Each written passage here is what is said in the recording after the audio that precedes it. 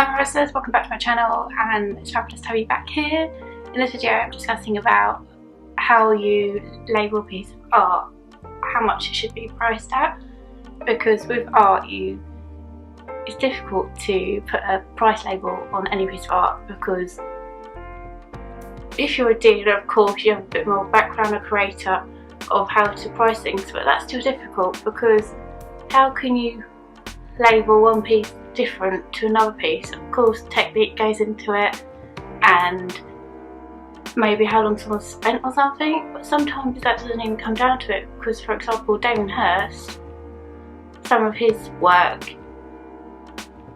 he gets other people to do, where I'm a bit about that, because sometimes I feel if you've got so much work to take on, yeah okay, maybe you have to get more people in, but I still see art as a piece that you create yourself, and okay, yeah, you can do kind of digital prints maybe of that piece, but then that's a digital print, that's not the original. What he still says is the original, but it's done by someone else's hand. So how does that make sense? That doesn't really work, does it?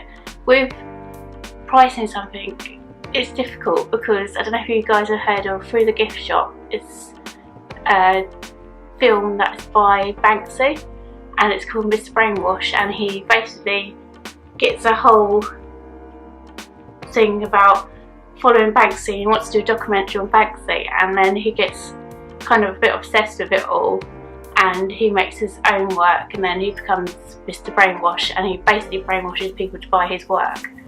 And he is a graffiti artist, so he plasters it everywhere and does a quotation from Banksy saying that is amazing, so then it all kind of snowballs into another thing, and then from this he ends up selling loads of different art pieces.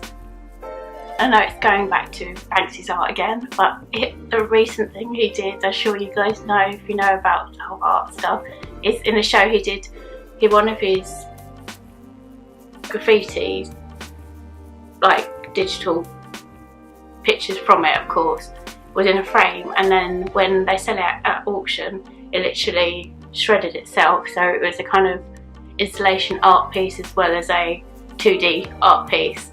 So then that sold for even more because the kind of uniqueness of it.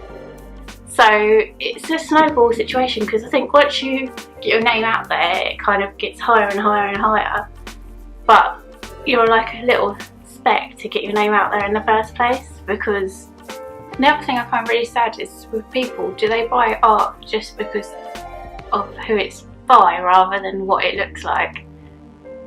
Because I feel sometimes you should buy a piece because you feel a connection with that piece and you're like, oh wow, that looks amazing, I really would love to have that piece, rather than thinking, oh wow, that's by so and so, that's going to make so much money in the future, and it's an investment. Because then it goes into kind of money investment rather than you're buying art for the love of art. Yeah, I don't know what you guys think about all this. Do put in comment box, and I hope you loved this video. Do give it a thumbs up if you do, and subscribe to my channel to be notified of all the fabulous stuff going on. And if you like arty farty videos, do give it a thumbs up, because then I'll know you're into this kind of stuff. And see you guys later.